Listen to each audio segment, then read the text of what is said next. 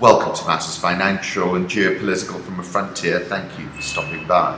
Political reflections, the scene in front of the White House last night as tweeted by Jim Acosta. President Trump tweeted, "We thank Attorney General Jeff Sessions for his service and wish him well. A permanent replacement will be nominated at a later date." Maggie from the New York Times, "Trump is not in control the way he was yesterday, and he knows it." This is all about whether Mueller is finally going to be feeling his collar. Midterm election, most House seats lost by President's party power. This is from Convert Bond. Obama lost 63 in 2010. Clinton lost 52 in 1994. Eisenhower 48 in 1958. Ford Nixon 48. Johnson 47. Truman 45. Bush 30. Truman 29. Reagan 26. Trump 26. It's interesting. SWIFT caves to US pressure, defies the EU by cutting off Iranian banks. SWIFT has always been a key component of the US's financial warfare strategies. Guy running 4 companies, working 110 hours a week, knows the size of his 23+ million Twitter follower count within less than 1%. Elon Musk. Sri Lankan crisis far from over as Vikram Singhe digs in.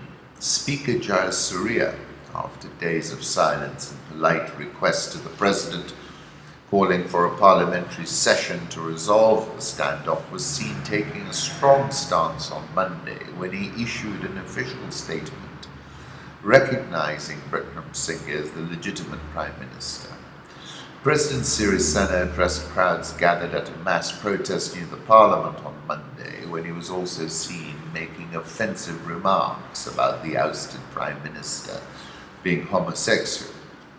Vikram Singhe did not contribute to fulfill the promises given by the good governance government when it came to taking crucial decisions over the future of the country. Senior government leaders were not allowed to participate. Vikram Singhe and his butterfly gang took all the decisions, he claimed.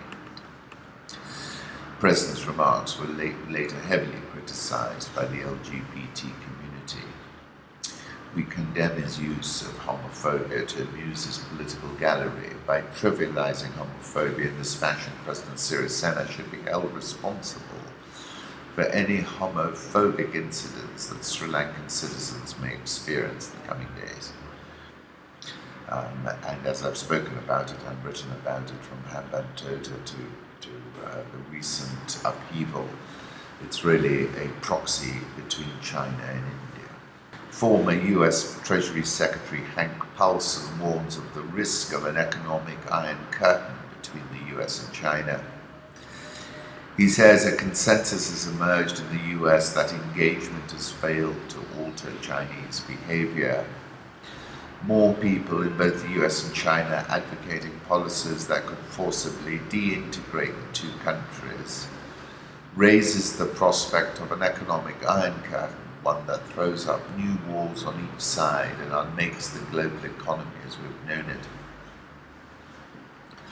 And, the markets reacted as if the political situation has received, effectively dialed down that trade war / tariff war, and I think the opposite.